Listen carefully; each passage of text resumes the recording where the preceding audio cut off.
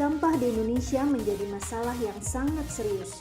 Kepadatan penduduk dan taraf sosial masyarakat turut andil menyumbang produksi sampah dan pembuangannya. Tentunya permasalahan sampah tidak hanya terjadi di kota metropolitan, melainkan juga di kota kecil. Pasalnya Indonesia diperkirakan menghasilkan 64 juta ton sampah setiap tahunnya, di mana berdasarkan data Kementerian Lingkungan Hidup dan Kehutanan, komposisi sampah didominasi oleh sampah organik.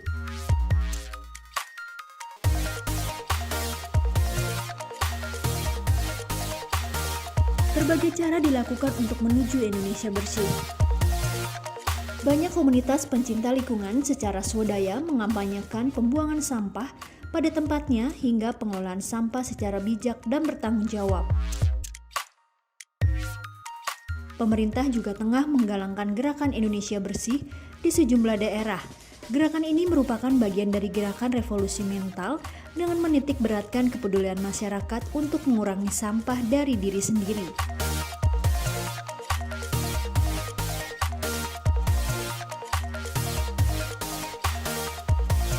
Tak hanya itu, pemerintah juga meningkatkan infrastruktur dalam penanganan sampah.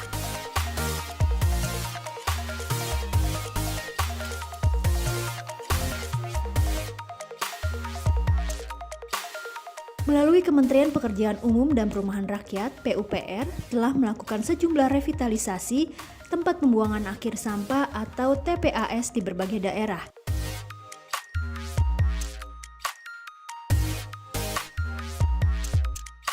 TPAS Regional Banjar Bakula menjadi solusi masalah sampah di 5 kabupaten dan kota di Kalimantan Selatan. Di antaranya Kota Banjarmasin, Kota Banjarbaru, Kabupaten Banjar, Kabupaten Barito Kuala, dan Kabupaten Tanah Laut. TPAS diresmikan langsung oleh Presiden Joko Widodo pada 7 Februari 2020. Saya resmikan sore hari ini TPA Regional Banjar Bakula. Terima kasih. Assalamualaikum warahmatullahi wabarakatuh.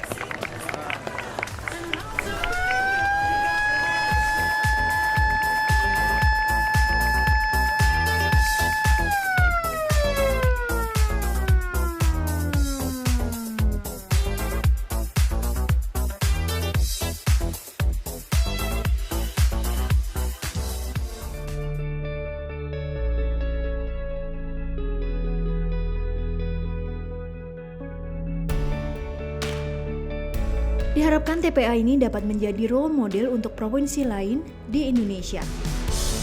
Sampah akan terus bertambah sejalan dengan pertambahan jumlah penduduk kita. Karena itu tempat pembuangan akhir atau TPA seperti ini perlu ditata dengan baik, perlu memiliki fasilitas dan teknologi pengolahan yang modern, serta sistem pengelolaan dan manajemen yang baik.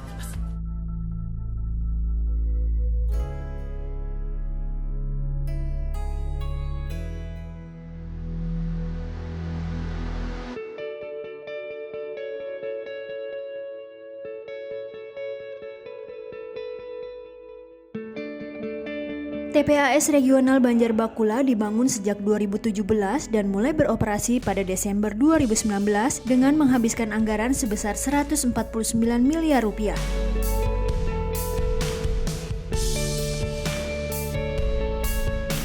Luas keseluruhan lahan TPAS yang mencapai 15 hektar ini dapat menampung hingga 790 ton setiap harinya, dihasilkan oleh 2,6 juta jiwa dari 5 kabupaten dan kota di Kalimantan Selatan.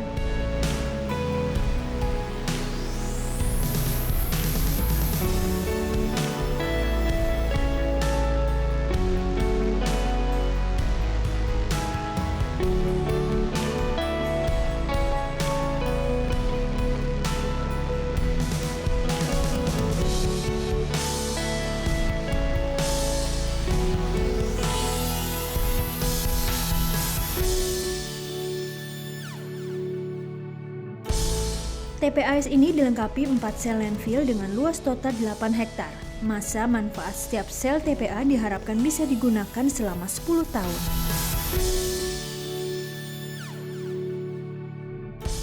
Metode pengelolaan sampah yang digunakan pada TPA ini adalah sistem sanitary landfill, yakni dengan membuang, dan menumpuk sampah di lokasi cekung, memadatkannya, kemudian menimbunnya dengan tanah.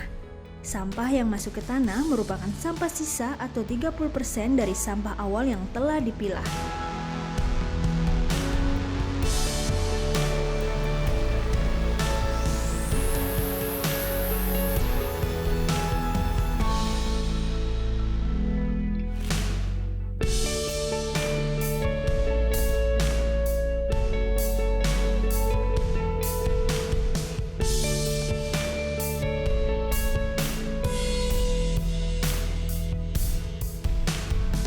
Sampah kemudian dilapisi tanah. Pemilihan metode ini bertujuan agar ramah lingkungan, membuat kawasan di sekitar tidak tercemar oleh bau dari timbunan sampah.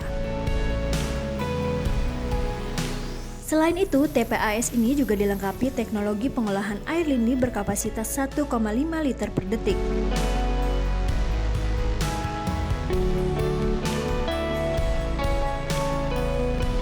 Bentuk sampah cairan atau air lindi yang berasal dari sampah basah. Air lindi terlebih dahulu diolah menjadi air bersih yang bebas zat kimia, sehingga tidak akan menyebabkan pencemaran lingkungan di sekitar TPA.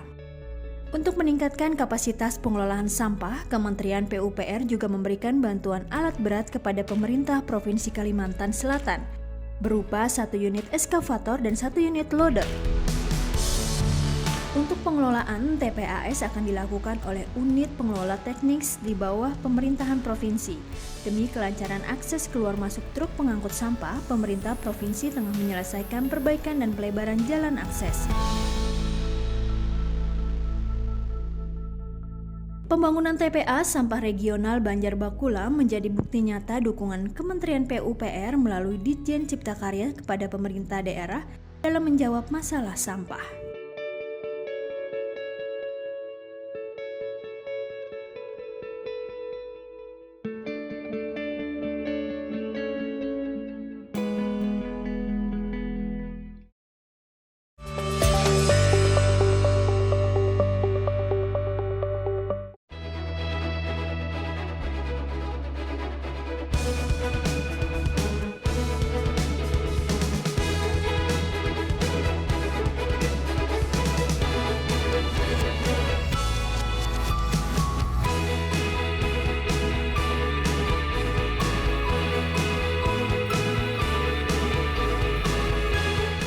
Kementerian PUPR mendapat amanah membangun infrastruktur di tanah air. Sejumlah infrastruktur monumental berhasil dibangun kementerian ini. Menteri Basuki Hadi Mulyono harus kerja keras, memastikan pembangunan infrastruktur berjalan lancar. Pak Bas sudah membuktikannya pada periode pertama menjadi Menteri PUPR. Maka tak salah jika Presiden Jokowi kembali menunjuk Pak Bas memimpin Kementerian PUPR. Apa saja infrastruktur monumental yang berhasil dibangun Pak Bas dan jajarannya? Saksikan program Pojok Menteri dalam episode 6 karya monumental Kementerian PUPR. Hanya di PUPR TV.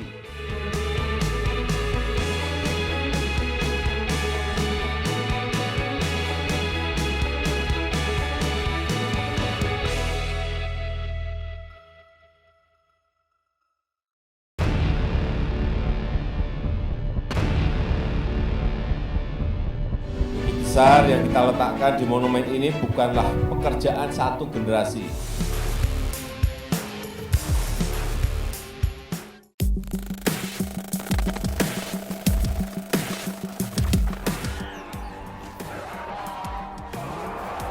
Tahu pasukan superhero rekaan Marvel di Avengers?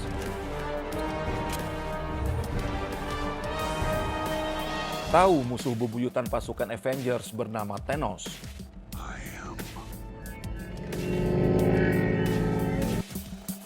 Film besutan Marvel Studio ini begitu fenomenal, merajai film box office dunia. Rupanya Presiden Jokowi pun tertarik dengan Avengers. Pak D. Jokowi menyebut, dunia kini sedang menghadapi perang ekonomi berkepanjangan dan tak berbatas, alias Infinity War. Presiden Jokowi pun menganggap musuh besar dunia sekarang adalah Thanos. Dan ternyata markas pasukan Avengers juga ada di Indonesia. Di manakah letaknya? Saksikan program Pojok Presiden dalam episode Markas Avengers hanya di PUPR TV.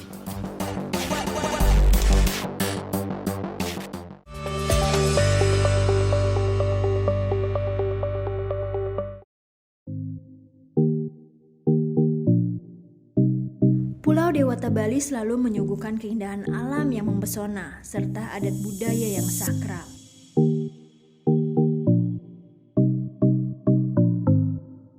Maka pantas saja Bali menjadi destinasi pariwisata nomor 1, bahkan lebih terkenal namanya dari nama tanah air sendiri. Apapun yang terjadi di Bali akan lebih mudah terdengar gaungnya bagi dunia wisata internasional.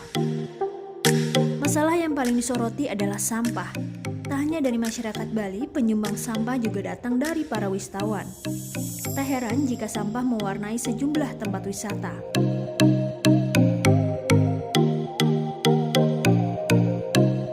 Menyikapi hal tersebut, pemerintah Bali pun mengeluarkan sejumlah peraturan. Salah satunya Pergub Peraturan Wali Kota Denpasar Nomor 36 Tahun 2018 tentang pengurangan penggunaan kantong plastik.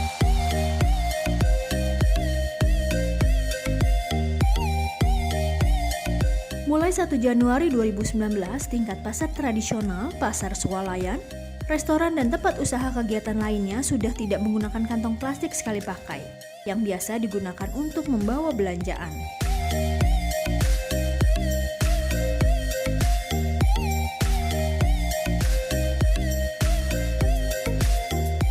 Langkah lain yang dilakukan adalah melakukan revitalisasi TPAS atau tempat pembuangan akhir sampah regional Sarbagita Suwung.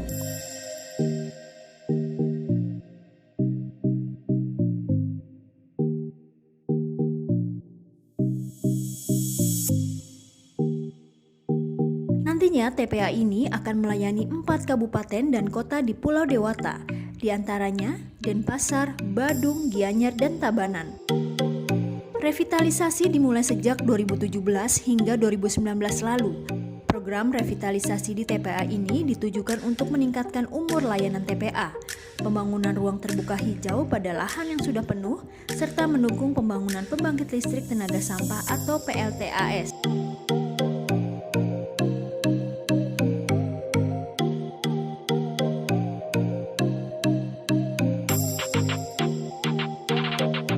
Dari 32,4 hektar luas tanah TPA yang direvitalisasi terbagi menjadi 22 hektar untuk dilakukan penutupan dan penataan area TPA yang telah penuh sampah dengan metode terasering.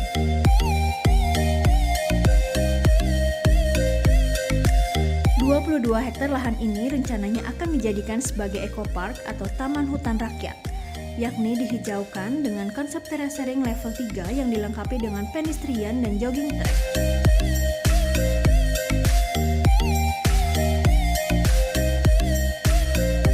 Pembangunan 2 sel baru dengan teknologi sanitary landfill ini akan memperpanjang masa layanan TPA hingga 2024 mendatang.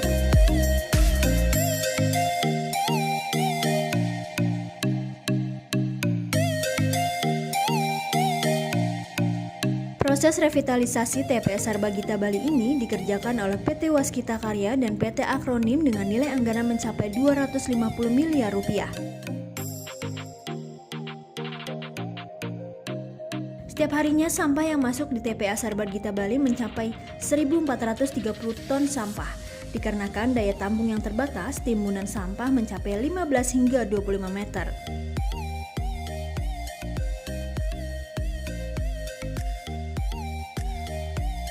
Dampak dari revitalisasi ini dirasakan langsung oleh warga setempat. Turun tangan pemerintah diharapkan dapat menciptakan Bali yang bersih, sehat, dan nyaman.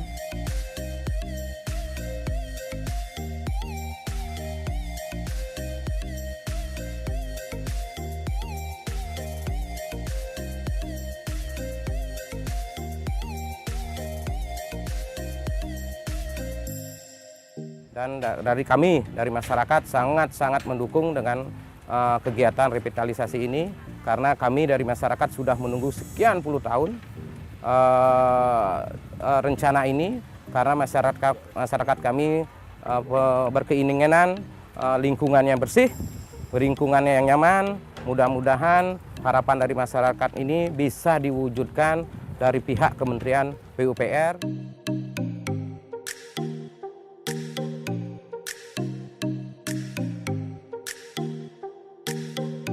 Pembangunan revitalisasi TPA Regional Sarbagita Bali ini guna melindungi alam Bali dari pencemaran akibat sampah dan tetap mengharumkan simbol wisata Indonesia di kancah internasional.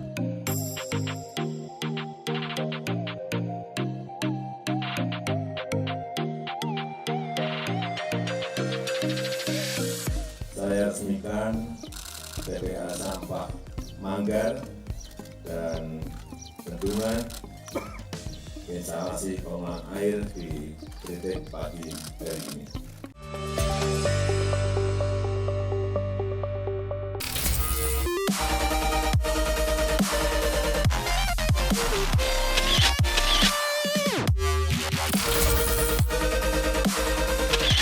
Batu Kapan keren banget nih, Pak.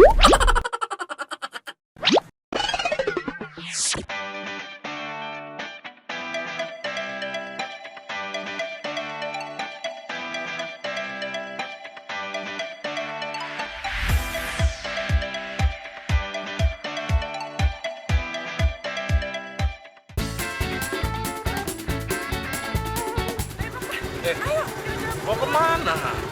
macam mana itu dicari orang gila? Mau Ayo, pikir keretaku angkutan umum? Turun kau. ayo, cabut ya bang. Itu ada orang gila ngejar-ngejar aku. Macam mana ada orang gila di sini?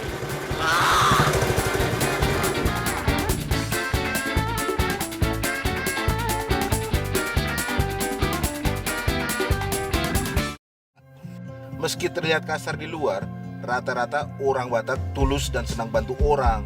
Jadi, sekarang sedang ada pelebaran terusan Tanjung Punggul. Dari semula hanya 12 meter, jadi 100 meter. Aku dengar kabar, nanti kapal pesiar besar bisa lewat sini. Oke, semuanya udah siap? Let's go! Bentar, kayak ada yang lupa deh. Berdoa.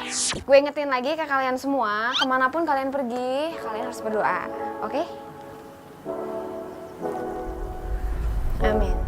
Let's go! Monday, I'm coming!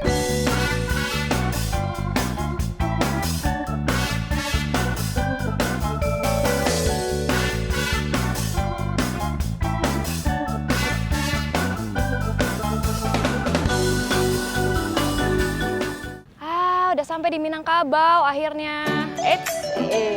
Wah, udah pemandangannya bagus banget. Udah gitu jalanannya bagus, lagi mulus banget. Ini masih baru ya udah? Baru dibikin Kementerian PUPR, Mbak. Paling sekitar 2018 lah, Mbak, bisa tembusnya ke Padang, Mbak. Terus ini lebih dekat ya? Dah. Iya, lebih dekat, Mbak. Kalau jalan ke Mande biasanya saya lebih sering lewat sini, Mbak, kalau bawa tamu liburan. Satu pun spotnya lebih bagus, Mbak, banyak yang tempat foto-foto. Oh, tuh kah? Oh, bagus banget udah.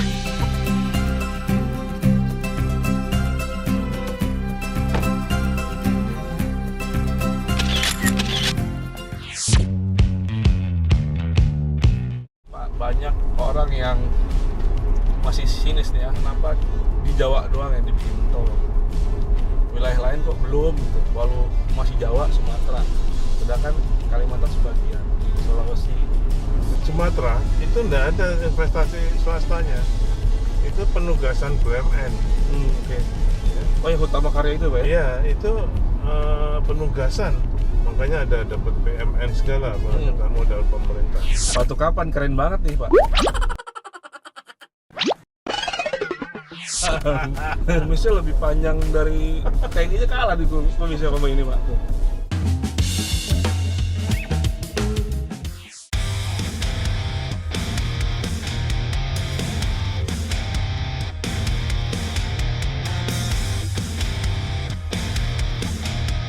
Kita memiliki sebuah kemampuan besar dalam memproduksi produk-produk yang mempunyai kualitas yang baik, harga kompetitif, karena itulah daya saing Indonesia.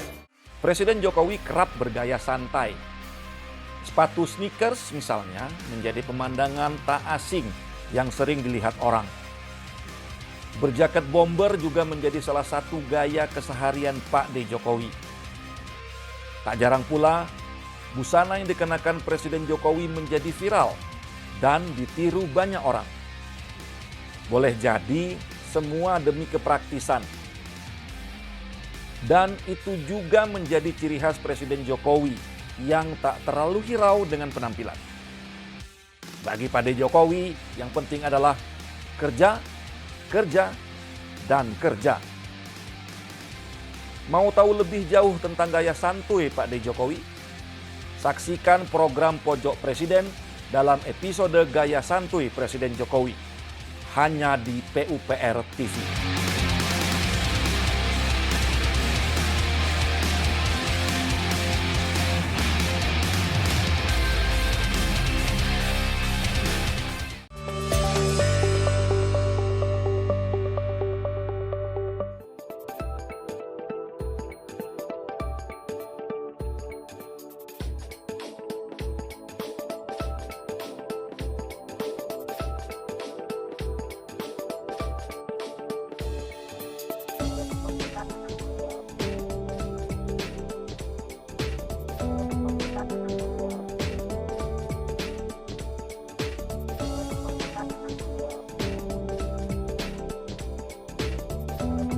Kebutuhan akan tempat pembuangan akhir atau TPA sampah rupanya menjadi kebutuhan utama masyarakat dan menjadi perhatian pemerintah untuk mengatasi masalah sampah. Sampah setiap harinya akan terus berproduksi dan langkah penanganan harus terus dilakukan. Kementerian PUPR juga melakukan revitalisasi TPAS di Kalimantan Timur, yakni di TPAS Manggar yang terletak di Kelurahan Manggar, Kecamatan Balikpapan Timur. TPAS ini telah diresmikan oleh Presiden Joko Widodo pada 18 Desember 2019. Bismillahirrahmanirrahim. Saya resmikan TPA Sampah Manggar dan bendungan instalasi pengolahan air di titik pagi hari ini. Terima kasih. Assalamualaikum warahmatullahi wabarakatuh.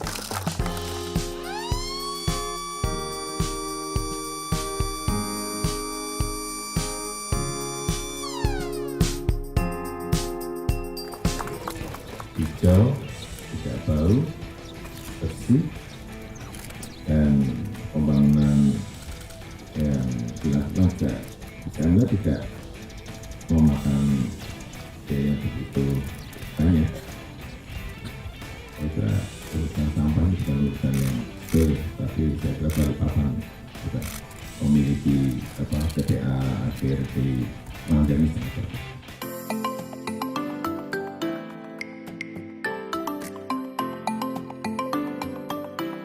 TPAS Manggar ini melayani pemprosesan 100% sampah yang dihasilkan oleh 636 jiwa penduduk kota Balikpapan. Pembangunan dilakukan di atas lahan 9,1 hektar yang dimulai pada April 2017 hingga Januari 2019. Biaya yang dihabiskan untuk membangun TPA ini sebesar 160 miliar rupiah. Pembangunan meliputi 3 unit sel landfill, unit pengelolaan air lindi, dan pagar pembatas lahan. Selain itu juga dibangun jalan operasional jembatan timbang, hanggar alat berat, pos jaga, gazebo, dan normalisasi saluran air. Metode pemrosesan sampah yang digunakan adalah sistem sanitary landfill, yaitu menimbun sampah dengan tanah hingga ketinggian tertentu. Sementara air lindi yang dihasilkan juga diproses secara fisik, kimia, dan biologis, sehingga ramah lingkungan dan tidak mencemari air tanah. Sementara itu, yang menarik dari inovasi TPA Sampah Manggar adalah pemanfaatan gas metana dari sampah sebagai sumber listrik untuk penerangan.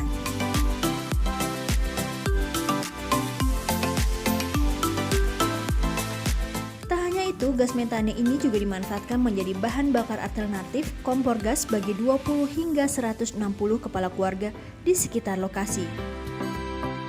Atas capaiannya, TPAS Manggar dianggap menjadi TPAS terbaik se-Indonesia.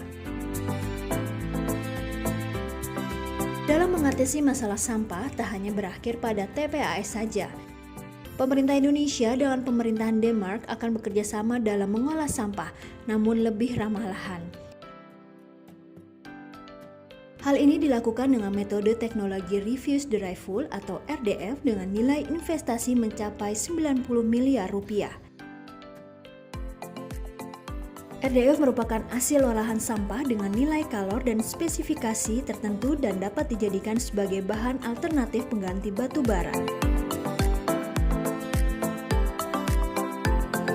Dengan jumlah penduduk hampir 1,5 juta jiwa dengan kondisi 4 TPA yang hampir penuh, serta berdekatan dengan pabrik semen, Kota Cilacap dinilai menjadi lokasi yang tepat untuk dijadikan pilot proyek pembangunan tempat pengolahan sampah terpadu dengan metode RDF ini.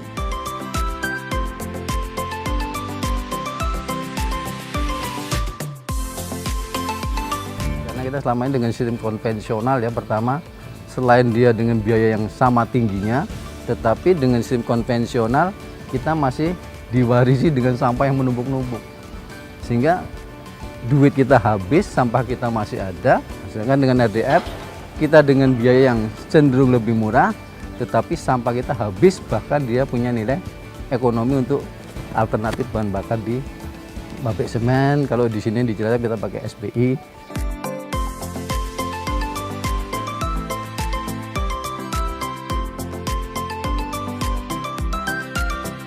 Program RDF ini memiliki kapasitas pengolahan sebesar 120 ton per hari dengan mengaplikasikan teknologi Mechanical Biological Treatment, yakni pemilihan sampah secara manual, pencacahan, dan pengeringan biologis di ruang khusus selama 3 pekan.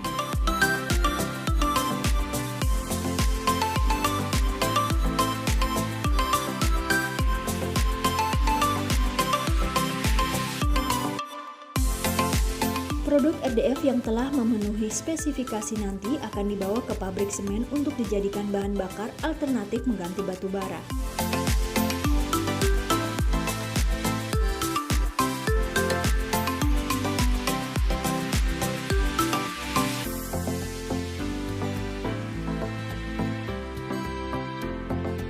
Untuk proses RDF ini ada 5 proses. Pertama adalah sortir pemulung, kedua pencacahan trader, kemudian pengeringan, keempatnya pemilahan jadi di screen produk, kelima pemuatan ke pengguna.